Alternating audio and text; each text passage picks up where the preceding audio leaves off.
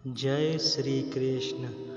न हार चाहिए न जीत चाहिए, जीवन में अच्छी सफलता के लिए परिवार और कुछ मित्र का साथ चाहिए। दीपक बोलता नहीं है, उसका प्रकाश परिचय देता है। ठीक उसी प्रकार आप अपने बारे में कुछ न बोलें, अच्छे कर्म करते रहें, वही आपका परिचय देंगे। प्रेम में कोई वियोग नहीं होता, प्रेम ही अंतिम योग है, अंतिम मिलन है। जीवन ना तो भविष्य में है और ना ही अतीत में है, जीवन तो केवल इस पल में है, इसी पल का अनुभव ही जीवन है। हमेशा सत्य के साथ खड़ा रहना चाहिए, चाहे अकेले ही क्यों न रहना पड़े। मैं विधाता होकर भी विधि के विधान को नहीं टाल सका। मेरे चाह राधा थी और चाहती मुझको मीरा थी, पर मैं हो रुक्मणी का गया। जीवन की सबसे बड़ी गलती वही होती है जिस गलती से हम सीख नहीं पाते हैं। मनुष्य जन्म लेता है तो उसके पास सांसें तो होती हैं, पर कोई नाम नहीं होता है। जब मृत्यु होती है तो उसके पास नाम तो होता है, पर सांसें नहीं होती हैं। इसी सांस और नाम के बीच की यात्रा को जीवन कहते हैं। न किसी के अभाव में जियो, न किसी के प्रभाव में जियो, यही जिंदगी है आपकी, अपने स्वभाव में जियो। कृष्ण जी कहते हैं, तू करता वही है जो तू चाहता है, होता वही है जो मैं चाहता हूँ। तू वही कर जो मैं चाहता हूँ, फिर होगा वही जो तू चाहता है। श्री कृष्ण जी कहते हैं, आपके पिता द्वारा दी गई सीख उनके अनुभव पर आधारित होती है। उनके अनुभव उनके जीवन के संघर्ष पर आधारित होते हैं।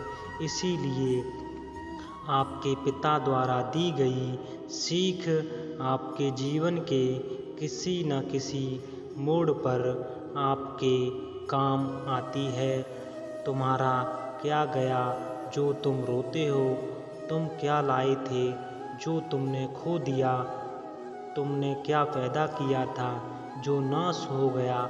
न तुम कुछ लेकर आए, जो लिया यहीं से लिया, जो दिया यहीं पर दिया, जो लिया इसी ईश्वर से लिया, जो दिया इसी को दिया। जो हुआ वह अच्छा हुआ, जो हो रहा है वह अच्छा हो रहा है, जो होगा वह भी अच्छा होगा। तुम्हारा क्या गया जो तुम रोते हो? क्या लाए थे जो तुमने खो दिया? तुमने क्या पैदा किया था जो नष्ट हो गया? तुमने जो लिया यहीं से लिया। धर्म केवल रास्ता दिखाता है, लेकिन मंजिल तक तो कर्म ही पहुंचाता है। श्री कृष्ण जी कहते हैं, परेशानी आए तो ईमानदार रहें, धन आए तो सरल रहें, अधिकार मिलने पर विनम्र रहें और क्रोध आने पर शांत रहें। यही जीवन का प्रबंधन कहलाता है। श्री कृष्ण जी कहते हैं, गीता में श्री कृष्ण ने कहा है, जो लोग तुम्हारी बुराइयां करते हैं करेंगे, चाहे तुम अच्छा करो या बुरा। इसलिए शांत रहकर अपना कर्म करते रहो, निंदा से मत घबराओ। निंदा उसी की होती है जो जिंदा है, मरने के बाद तो सिर्फ तारीफ होती है। श्री कृष्ण जी कहते हैं, सबको हंसाना लेकिन कभी किसी पर न हंसना, सबके दुख बांटना लेकिन कभी किसी को दुख न देना, सबकी राह में दीप जलाना लेकिन किसी का दिल न जलाना, यही जीवन की रीत है। जैसा बोओगे वैसा ही पाओगे। श्री कृष्ण जी कहते हैं, ईश्वर हमें कभी सजा नहीं देते हैं, हमारे कर्म ही हमें सजा देते हैं। इसलिए कर्म भी सोच समझकर कीजिए। तुम उसके लिए शोक करते हो जो शोक करने के योग्य नहीं है, और फिर भी ज्ञान की बातें करते हो। बुद्धिमान व्यक्ति न जीवित और न ही मृत व्यक्ति के लिए शोक करते हैं।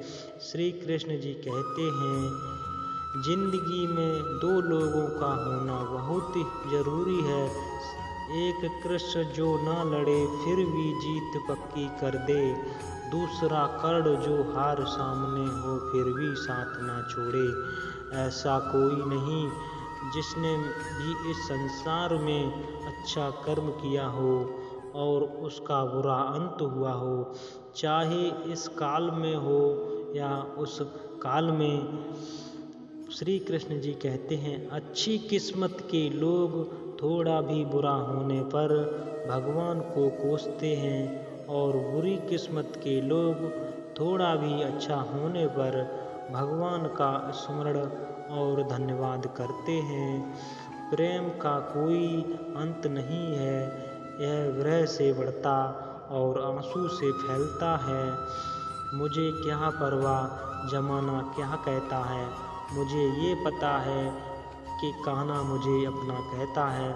सदैव संदेह करने वाले व्यक्ति के लिए प्रसन्नता इस लोक में है, ना ही कहीं और। जितना इंतजार वो आपसे करवा रहा है, समय आने पर वो इतना देगा कि सवाल भी नहीं पाओगे। अहंकार करने पर इंसान की प्रतिष्ठा, वश, वैभव तीनों ही समाप्त हो जाते हैं। किसी के दिल को इतना मत दुखाओ कि उसके अंदर रहने वाला परमात्मा भी दुखी हो उठे। अच्छे लोगों की कृष्ण परीक्षा बहुत लेता है, परंतु साथ नहीं छोड़ता, और बुरे लोगों को कृष्ण बहुत कुछ देता है परंतु साथ नहीं देता। बहुत विनम्रता चाहिए रिश्ते को निभाने के लिए। छल कपट से तो सिर्फ महाभारत रचा जाता है। ईश्वर किसी का नहीं अपितु सर्वत्र ईश्वर का है।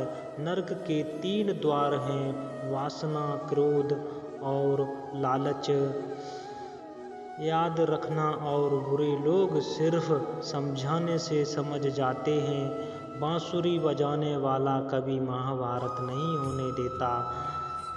लोग आपके अपमान के बारे में हमेशा बात करेंगे। सम्मानित व्यक्ति के लिए अपमान मृत्यु से भी बढ़तर है। क्रोध से मूढ़ता उत्पन्न होती है, मूढ़ता